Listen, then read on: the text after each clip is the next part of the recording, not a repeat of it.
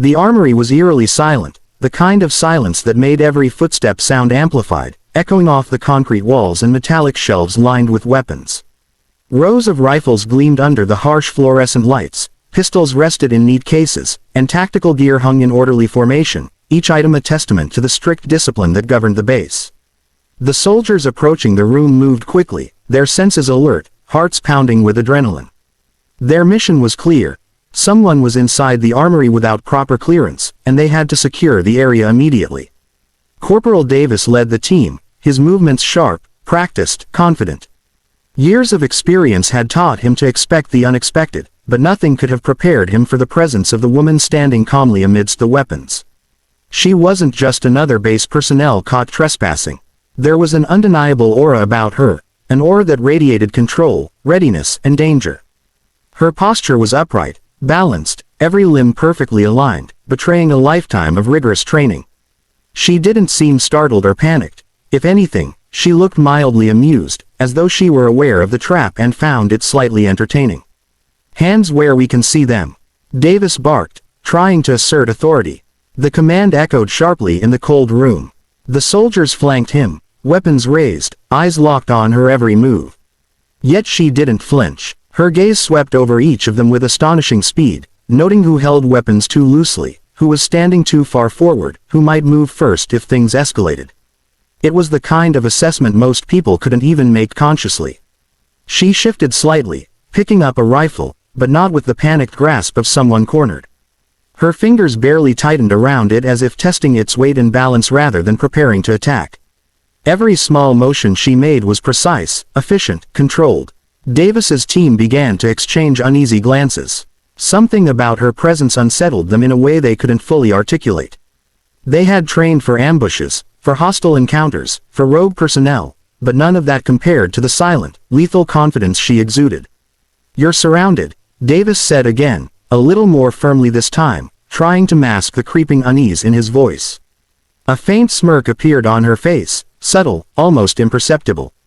"I know," she replied calmly, her voice even, almost too composed for the tension in the room.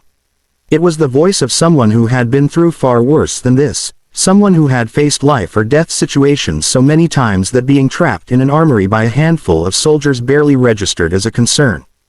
Davis could feel a subtle shift in the energy of the room. The young soldiers on his team started to fidget slightly, their weapons tightening in nervous grips. They had all heard rumors of her past, whispers of elite training, but none had been confirmed. The more he observed her, the more the pieces began to fall into place. Every stance, every deliberate motion, every controlled exhale suggested someone trained in tactics far beyond standard military protocol.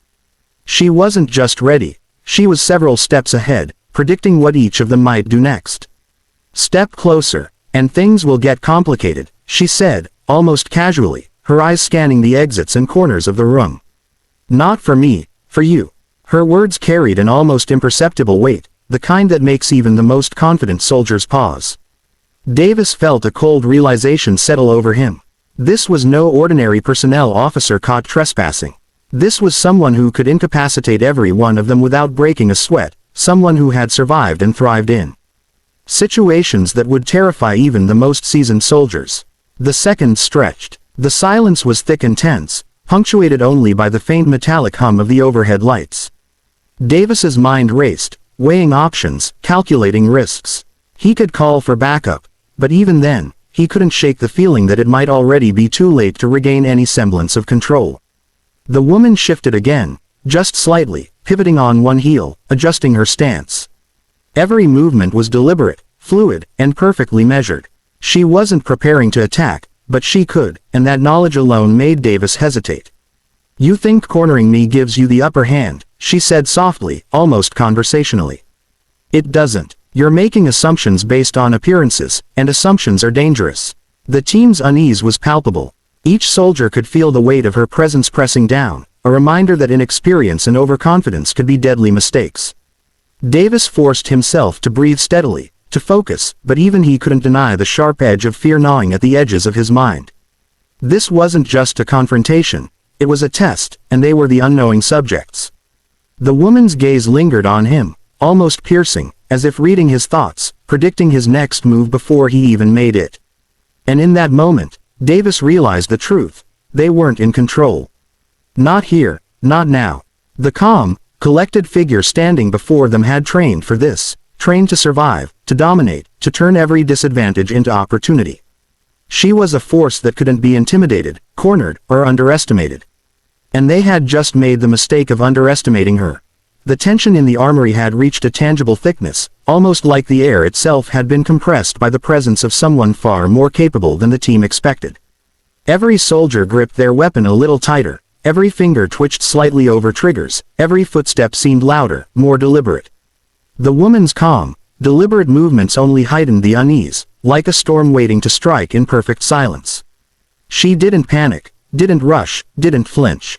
She was aware of every angle, every potential attack, every exit they might try to block, and she was ready for all of it. She took a slow, deliberate step to her left, as if repositioning herself in a game of chess. Davis noticed the subtle shift, the micro-adjustments of her weight on her feet, the way her eyes scanned for weak points in the team's formation. It wasn't aggression, it was assessment. It was calculation, and in that armory, with rifles and pistols at the ready, that kind of control was terrifying. "I suggest we don't waste time," she said evenly, her voice carrying calm authority. "This can end badly for all of us if you're not careful. I don't want anyone getting hurt, but I will defend myself if I have to."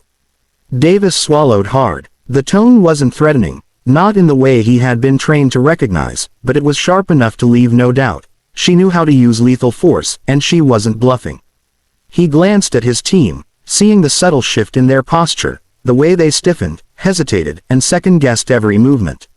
The younger soldiers were visibly nervous, glancing at each other, their eyes flicking toward the woman as if searching for a clue, a sign that she might be less dangerous than she appeared. But there was none. One of the soldiers, Private Ramirez, tried to regain composure. Who are you?" His voice cracked slightly, betraying the tension in his chest. "You're not supposed to be here." The woman didn't flinch. Instead, she looked at him directly, her gaze steady, unwavering, unflinching. "I am exactly who I appear to be," she said. Softly, almost conversationally, though every word carried the weight of undeniable authority. "What I've done in the past is none of your concern. What matters is what happens next, and what happens next depends entirely on the choices you make right now." Her words hit harder than any threat could. Davis felt a shiver run down his spine as he realized the truth. This wasn't someone who could be intimidated or coerced. This was someone trained to think 10 steps ahead in every scenario, someone whose experience in high-risk combat situations far surpassed anything they had faced in their relatively routine-based training. You're different," Davis admitted under his breath, almost to himself. He had been in countless tense situations, but none had carried this electric mix of danger and control. His team picked up on his hesitation, and for a moment, the power in the room shifted entirely. The soldiers who had come to corner her were suddenly unsure of themselves, unsure of whether they were the hunters or the prey. The woman tilted her head slightly, her eyes narrowing, almost imperceptibly. "Assumptions are dangerous," she said. "Judging someone based on appearances or circumstance rarely ends well. You think you have control here, but in reality, you've stepped into a situation without understanding the rules, without understanding the consequences." Her calm, measured speech had an almost hypnotic effect. The soldiers, trained to act on instinct and procedure, found themselves freezing, thinking, analyzing. Every movement they made could provoke a response, and the response would be lethal. She moved again, slowly, deliberately, testing their reactions. Not aggressively, but with the kind of subtle adjustments that made it clear she could end the confrontation before it even started if she needed to. Private Ramirez swallowed, trying to steady his shaking hands. What do you want?" he asked, his voice small. "I want this to end without anyone getting hurt," she replied, her eyes scanning the group once more. "But I won't apologize for being ready. I won't apologize for knowing how to survive. You cornered me, you forced my hand. That was your choice, not mine." Davis felt the weight of her words pressing down. This wasn't about brute force. This wasn't about intimidation or yelling or tactics alone. This was about skill, experience, and precision, the kind of skill honed in years of training that pushed the limits of physical and mental endurance. He realized that the moment they tried to act recklessly, they would be at a disadvantage they couldn't even comprehend. The silence stretched again, tense and suffocating, broken only by the faint hum of the fluorescent lights. Every soldier instinctively moved slightly back, creating just a bit more space, unconsciously acknowledging her dominance of the situation. Even Davis, trying to project authority, felt the unease settle deeper in his chest. They weren't just dealing with a woman. They were dealing with someone who had survived impossible odds, who had faced danger on a scale none of them had, and who was ready to respond with precision, not panic. "You underestimate me," she said softly, almost as if reminding them of a truth they didn't want to face. "I've survived things you can't even imagine. I've trained to anticipate threats you don't even see. And right now, you're about to learn that cornering someone without understanding them is the first step toward disaster." Davis forced himself to take a deep, steadying breath. He could feel his team's tension, their growing respect, and fear, forming like an unspoken bond in the room. This encounter wasn't going to escalate into violence, not yet. But it had already transformed everyone's perception. They weren't the ones in control, she was. And that realization alone was enough to make even the bravest among them hesitate. The silence in the armory stretched, thick and heavy, as the soldiers tried to process what they were facing. Every muscle in their bodies was taut, their weapons raised but their confidence eroded. They had come in thinking this was a routine containment, a simple exercise in authority and control, but it had become anything but routine. The woman before them had moved with precision, control, and calm that none of them had anticipated. She had read their movements before they made them, predicted reactions they hadn't even considered, and subtly shifted the balance of power without ever raising her weapon aggressively. And then it happened. One of the more experienced soldiers, Sergeant Collins, whispered almost under his breath, the words that cracked the tension like a hammer on glass: "She's a former Navy SEAL." The revelation rippled through the room instantly. Davis froze mid-step, his hand tightening on his rifle as the reality sank in. A Navy SEAL, of course. The discipline, the precision, the silent authority. Everything she had done so far now made perfect sense.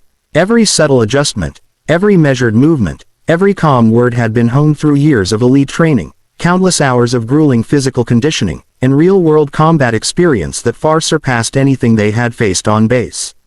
The younger soldiers shifted nervously, their previous bravado evaporating.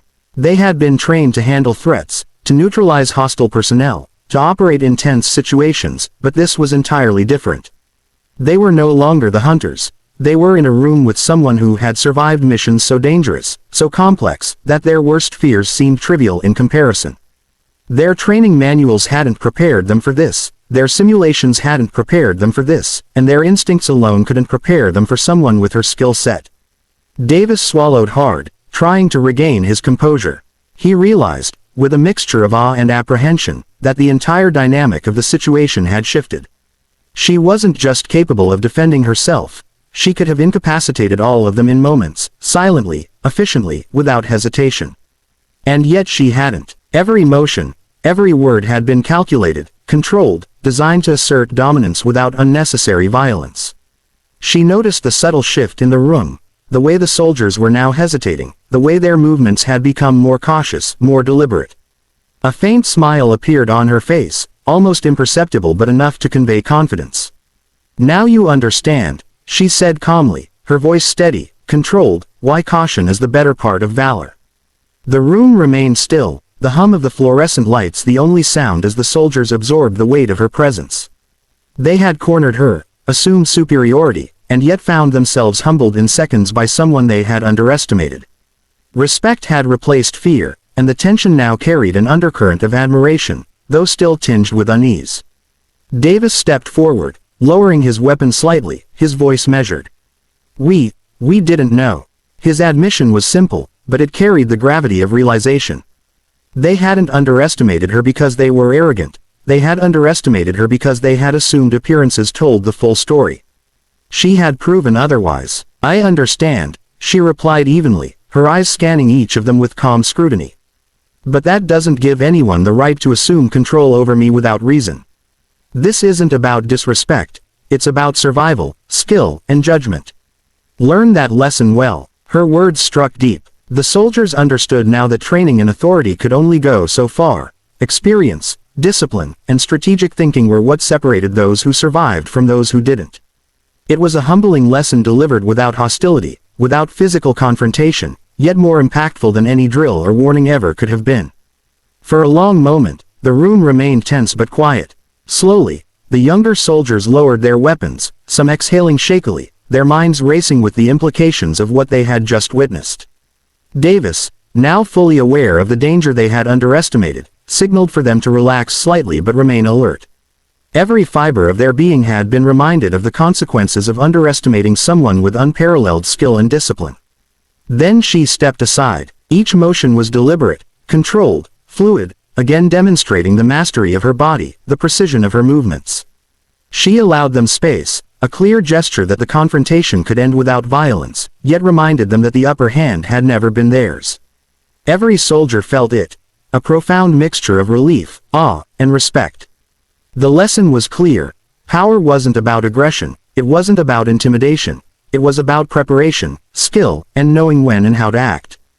Davis exhaled, finally lowering his rifle completely.